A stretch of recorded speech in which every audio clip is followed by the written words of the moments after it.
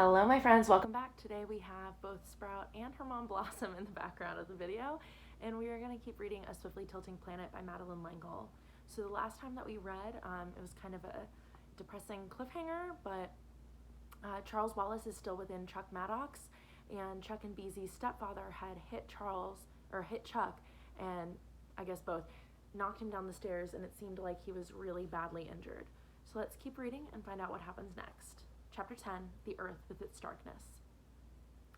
A field of dandelions, yellow, yellow, exploding into white, into a blizzard of white, a terror of white. Green stems, sickly, trickling ooze. Grandma, Grandma. Grandma, you're not going to die, not ever. Getter, smell, bad smell. Gun, Getter's gun, stop him. Terrible fall. Gwen, Zilla, head hurts, hurts. Crystal horn heals. Matthew's unicorn comes. Tip touches head with light, heals. Beezy, Grandma, Ma, Pa. 2 stones in the cemetery. A fight at the edge of the cliff, like Whittier and Maddock at the edge of the lake. Bad, bad. Beezy, never let him touch you.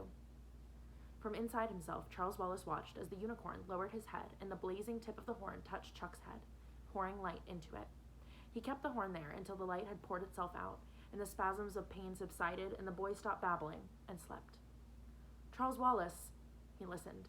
The voice sounded like Gaudior, and yet it was not Gaudior, and he no longer saw the silver beauty of the unicorn, nor the light of the horn. Nothing was visible, not even darkness. Something was happening, and he did not know what. He was still within Chuck, and yet he was intensely conscious of himself as Charles Wallace, and something was pulling him.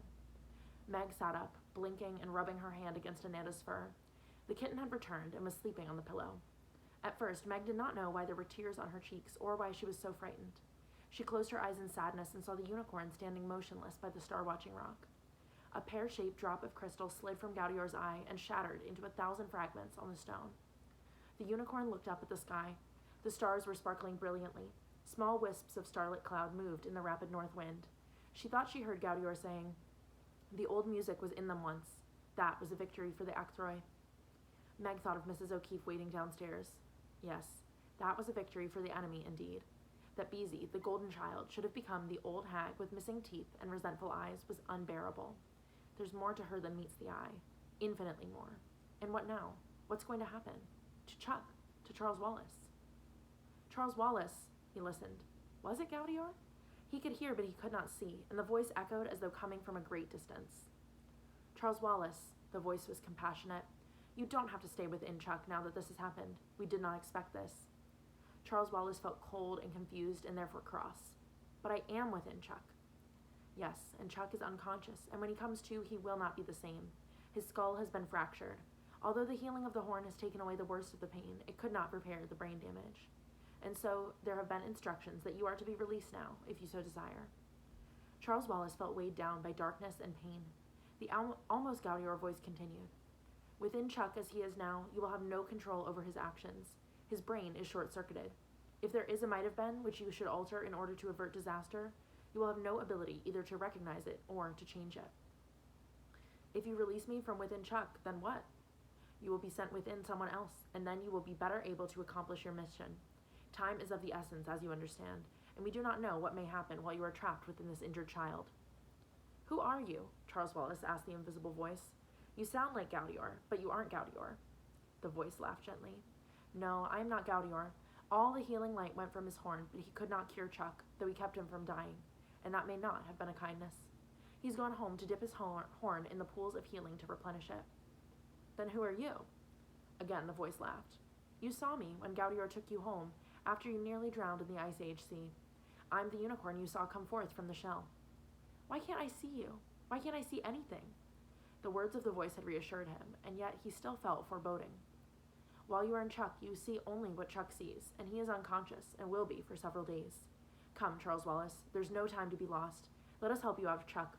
If Mad Dog Branzillo is to be prevented from starting a holocaust, you must not dally. I have to think. Something was wrong, and he did not know what. Charles Wallace, Gaudior will corroborate what I have told you. Chuck's brain has been damaged. He's little better than an idiot. Come out. If I come out, will I see you? There was something about the voice which was inconsistent with the visual image of the baby unicorn. But of course it would no longer be a baby. Of course you'll see me. Hurry. There's a terrible urgency about what you are to accomplish. I? Of course you. You were selected, weren't you? No, Beezy, Mrs. O'Keefe, laid a charge on me. Because you're the only one who can prevent Branzillo. But I can't. Of course you can. The voice was tenderly patient. Why do you think you were chosen? Well, Gaudior seemed to think it was that I might be able to go within people because of the way Meg and I kite. Exactly. You were chosen because of your special gifts, your unusual intelligence. You know that yourself, don't you? Well, I can kite, and I know my IQ's high as far as that goes. But that's not enough. Of course it is. And you have the ability to see the difference between right and wrong, and to make the correct decisions. You were selected because you are an extraordinary young man, and your gifts and your brains qualify you. You are the only one who can control the might have been. Charles Wallace's stomach was churning. Come, Charles Wallace, you have been chosen. You are in control of what is going to happen. You are needed. We must go. Charles Wallace began to throw up. Was it in reaction to the tempting words, or because Chuck, with his bashed-in skull, was vomiting? But he knew that whatever the voice looked like, it was not a unicorn. When he stopped retching, he said, I don't know who you are, but you're not like Gaudior. Gaudior would never say what you've just said. I was trying to use my high IQ and trying to control things that got us in trouble in the first place. I don't know what I'm supposed to use, but it's not my intellect or strength. For better or worse, I'm within Chuck, and I've never come out of within on my own. It's always happened to me. I'm staying within. Meg let out a long sigh. He made the right choice, didn't he? Ananda's warm tongue gently touched Meg's hand.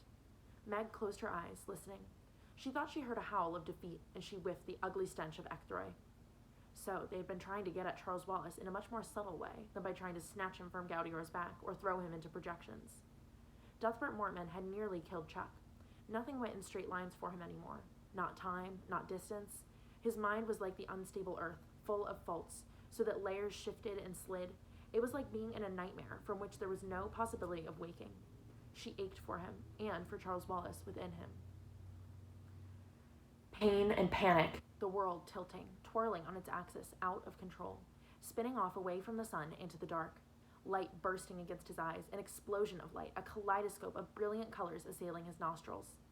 Chuck! The voice came echoing from a vast distance, echoing along the unseen walls of a dark tunnel. Chuck, it's Beezy, your sister. Chuck, can you hear me? He was weighted down by the vast heaviness of the atmosphere, but he managed to lift one finger in response to Beezy's calling, afraid, as he did so, that if the weight lifted, he would fall off the wildly tilting earth. He hears me, Ma! Chuck moved his finger. Slowly, the rampant, out-of-control speed lessened, and the planet resumed its normal pace. Colors stopped their kaleidoscopic dance and stayed in place. Smells became identifiable once more. Coffee, bread, apples. Beezy. The gold was not as brilliant as it had been, but it was still Beezy. And their mother. The blue was cloudy now, hardly blue at all, closer to the gray of rain clouds. Grandma. Where is Grandma's smell? Why is there emptiness? Where is the green? Grandma! She's dead, Chuck. Her heart gave out. Getter pushed her. He killed her. No, Chuck. Beezy's voice was bitter, and the bitterness further muted the gold. Cuthbert Mortman. He was furious with her. He was going to strike her, but you saved her. He hit you instead, and you fell all the way down the stairs and fractured your skull. And Grandma, she just... What? Did Getter... No, not Getter, Chuck. Cuthbert Mortman. He felt as awful as he's capable of feeling. He and Ma drove you to the hospital, and I stayed home with Grandma, and she looked at me and said, I'm sorry, Beezy. I can't wait any longer. My Patrick's come for me. And she gave a little gasp, and that was all. He heard her, but between the stark words came other sounds, and the smell of a hot and alien wind. Time's layers slipped and slid under him. But Gwen shouldn't marry Getter.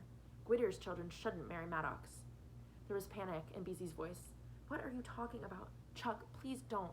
You scare me. I want you to get all the way well. Not let's pretend. Real. Gwen and Getter. It would be bad. Bad. The cliff loomed high over him, dark, shadowing. Getter was at the top of the cliff, waiting. Who was he waiting for? Chuck slowly improved until he could put cans and boxes on the store shelves. Even though he could not manage school, he recovered enough to mark the prices on the store's stock. He seldom made a mistake, and when he did, Cuthbert Mortman did not box his ears. Sometimes Chuck saw him as Mortman, sometimes as Getter when his worlds warped. Getter is nicer than he used to be, he reported to Beezy. He's nicer to Ma and to Grandma and me. Grandma! A sob choked Beezy's voice. Chuck, how can you? How can you play Let's Pretend about that? Her voice rose with outrage. How can you go away from me like this when I need you? Don't leave me. He heard and he did not hear. He was caught between the layers, and he could not get into the right layer so he could be with Beezy. Grandma says I'm not to let him hear me call him Getter, because that's not his real name, so I won't. He'd intended to say, he thought he was saying, I'll never leave you, Beezy. But the words of the other layer came out of his mouth. Where's Matthew? I want to talk to him. He has to get Zilla to Vespuccia. Sometimes the earth started to tilt again, and he could not stand upright against the velocity. Then he had to stay in bed until the tilting steadied. He climbed the attic stairs one day when the earth was firm under his feet and crawled into all the dimmest and most cobwebby corners until his hands felt a packet. At first he thought it was an old tobacco pouch, but then he saw it was oilskin wrapped about some papers, letters, and newspaper clippings. Letters from Bran to Zilla, to Matthew, urgent letters. He looked at them, and the words danced and flickered. Sometimes they seemed to say one thing, sometimes another. He could not read the small print. He pushed the heels of his hands against his eyeballs, and everything sparkled like fireworks. He sobbed with frustration and took the letters and clippings downstairs and put them under his pillow. I'll tell Grandma. She'll help me read them. The kite came to Meg in distorting waves. 1 minute she understood, and the next she was caught up in Chuck's shifting universe. She pulled herself away from the kite to try to think. What's coming clear, she thought, is that it's important to know whether Mad Dog Branzillo is from Maddox or Gwitter's line. Somehow or other, it's between the two babies in the scry which both Maddox and Brandon Locke saw. We don't know much about Gwitter's line. He was disgraced, and he went to Vespuccia eventually, and we think Getter is his descendant. We know a little more about Maddox's line. From each time Charles Wallace has gone within, we know that most of Maddox's ancestors stayed around here. So, Branzillo's ancestors matter, and it's all in Matthew Maddox's book that Charles Wallace can't get at because the Ecthroi are blocking him. But what can Charles Wallace do about it, even if he and Gaudior ever do get to Patagonia? Slowly, she moved back into the kite. Chuck, it was Beezy's voice. Here I am. How do you feel? Dizzy, the earth spinning, like the night we saw the fireflies. The night Pa died. Yes, like then. You remember? She asked in surprise. Of course. Lots of things you don't remember. That's why you can't go to school anymore. Chuck. What? Ma's going to have a baby. She can't. Pa's dead. She's married again. She and Getter can't have a baby. It would be bad. I thought you were talking the way you used to. I thought you were all right. Her voice rose in frustration and outrage. Not Getter, Mortman. He tried to come back to her, but he could not. Same difference, same smell. The baby has to come from Maddox. Bran and Zilla have to have the baby because of the prayer. What prayer? She shouted. Lords of blue and lords of gold, lords of winds and waters wild, lords of time that's growing old, when will come the season mild? When will come blue Maddox's child? Where'd you learn that? The letters. What letters? He became impatient. Bran's letters, of course. But we've read them all. There wasn't anything like that in them. Found some more. When? Where? In the attic. Grandma helps me read them. Where are they? She demanded. He fumbled under his pillow. Here. Chuck walked through a spring evening, smelling of growing grass and blossoms drifting from the trees. He walked over the fields, over the brook, drinking the water rushing with melting snow, lifting his head, clambering to his feet, going on to the flat rock. Pain walked with him, and there was a dark veil of cloud between his eyes and the world. If a chair was pulled out of place, he walked into it. Trees and rocks did not move. He felt safer at the rock than anywhere else. He did not tell anybody about the veil. He began to make mistakes in stamping the prices on the stock, but Duthbert Mortman assumed it was because the fall had made him half-witted. The baby came, a boy, and the mother no longer worked in the store. Patty O'Keefe had dropped out of school and came in to help. Chuck followed Patty's instructions, marking the cans with the stamp which Patty set for him. He heard Patty say, "He's more trouble than he's worth. Why didn't you send him to the nut house?" Mortman muttered something about his wife. "Aren't you afraid he'll hurt the baby?" Patty asked. After that, Chuck stayed out of the way as much as possible, spending the warm days at the flat rock, the cold ones curled up in the attic. He saw Beezy to talk to only in the evenings and Sunday afternoons. "Chuck, what's wrong with your eyes?" "Nothing. You're not seeing properly." "It's all right." "Ma, don't tell Ma." "But you ought to see a doctor." "No. All they want is any excuse to put me away. You must have heard them, Patty and Duthbert. They want to put me in an institution. For my own good," Mortman said to Ma. "He said I'm an idiot and I might hurt the baby." Beezy burst into tears and flung her arm around her brother. "You wouldn't." "I know I wouldn't, but it's the one thing Ma might listen to. And you're not an idiot." His cheeks were wet with Beezy's tears. "If you tell them about my eyes, they'll put me in an insane asylum for my own good and the baby's. I'm trying to keep out of the way. I'll help you. Oh, Chuck, I'll help you, Beezy promised. I have to stay long enough to make sure Matthew sends Zilla to Vespuccia. He's saving the money. Oh, Chuck, Beezy groaned. Don't let them hear you talk like this. As the veil deepened and darkened, his inner vision lightened. When the weather was fine, he lay out on the flat rock all day, looking up toward the sky and seeing pictures more vivid than anything he had seen with unveiled eyes. His concentration was so intense he became part of all that was happening in the pictures. Sometimes in the evenings he told Beezy about them, pretending they were dreams in order not to upset her. I dreamed about riding a unicorn. He was like moonlight, and so tall I had to climb a tree to get on his back, and we flew among the fireflies, and the unicorn and I sang together. That's a lovely dream. Tell me more. I dreamed the valley was a lake, and I rode a beautiful fish, sort of like a porpoise. Pop said the valley was a lake way back in prehistory. Archaeologists have found fish fossils in the glacial rocks. Maybe that's why you dreamed it. Grandma told us about the lake the day we blew dandelion clocks. Oh, Chuck, you're so strange the way you remember some things. And I dreamed about a fire of roses, and he reached gropingly for her hand. I can move in and out of time. Oh, Chuck, I can, Beezy. Please, please stop. It's only dreams, he comforted. Well then, but don't tell Ma. Only you and Grandma. Oh, Chuck. He knew the route to the rocks so well it was easier for him to go in the dark when he could see nothing than in sunlight when shafts of brilliance penetrated the veil like spears and hurt his eyes and confused his sense of direction. Time. There wasn't much time. Time was as fluid as water. He stood by Matthew's couch. You can't wait any longer. You have to get Zilla to Vespuccia now, or it will be too late. Matthew is writing against time. It's all in the book Pa talked about. They don't want me to see the book. Richie is cutting a window in Brandon's room before leaving for Wales. But Zilla isn't there. Why is there an Indian girl instead? Because it isn't Zilla's time. She comes later, in Matthew's time. Unicorns can move in time. And idiots. Space is more difficult.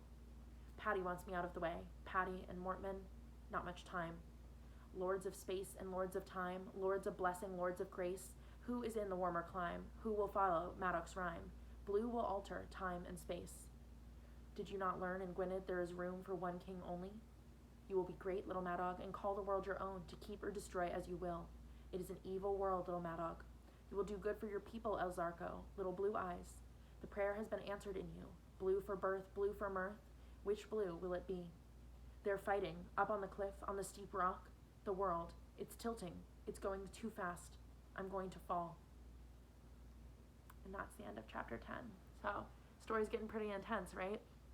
So we will find out tomorrow what happens next, if Charles Wallace stays within Chuck or if he's going to move on and go within someone else. I'll see you guys then.